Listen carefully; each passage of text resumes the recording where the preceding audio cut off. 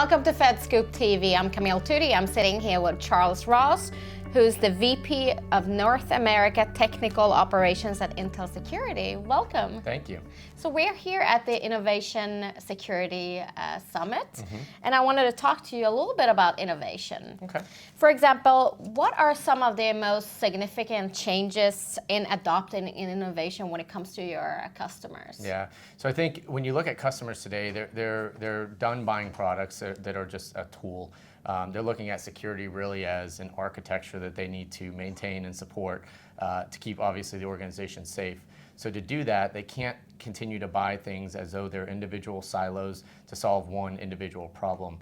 They have to recognize that these things are all interconnected and interrelated in a way that they're designing solutions to modify architectures, not to individually invest in tools.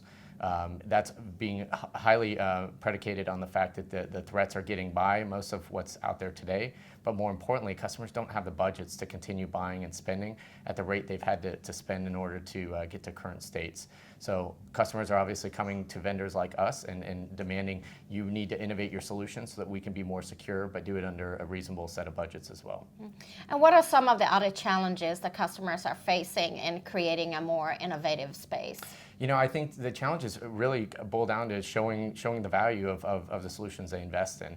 So internally, they're spending a lot of time and really understanding, is this investment going to yield some return from my organization? Obviously, I know better security, but I want to be able to show how it ties back to my business and show where I can get cost savings, where I can get efficiencies, where I can get productivity gains. And to do that, you obviously have to factor in innovation in that equation. And from an industry perspective, what are some of the trends you see around security and innovation? So I think the trends you see around security are probably not a lot geared towards innovation right now. That's where we come in, obviously, to help.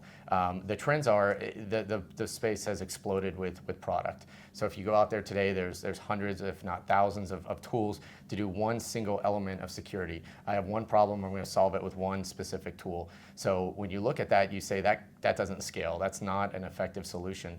So where companies like Intel and McAfee are showing up and offering that advantage is building better architectures, going back to the design phase of these individual tools and integrating them and incorporating them into the types of environments our customers deal with, which are largely resource constrained.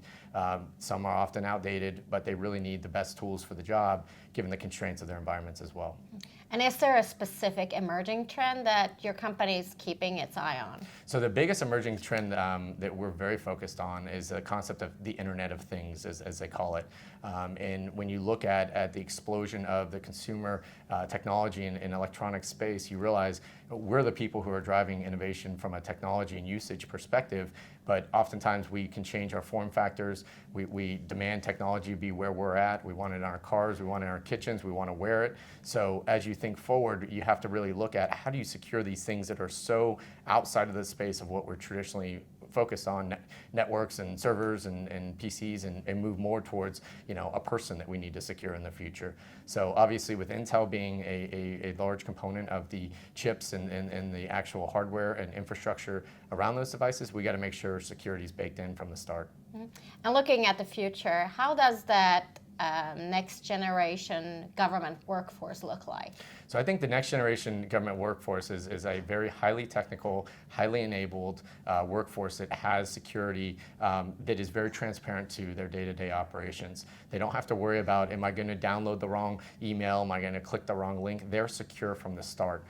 The form factors in which they operate are going to get smaller and more effective, and really follow them where they need to go, but offer security without it being such an intrusive part of the process.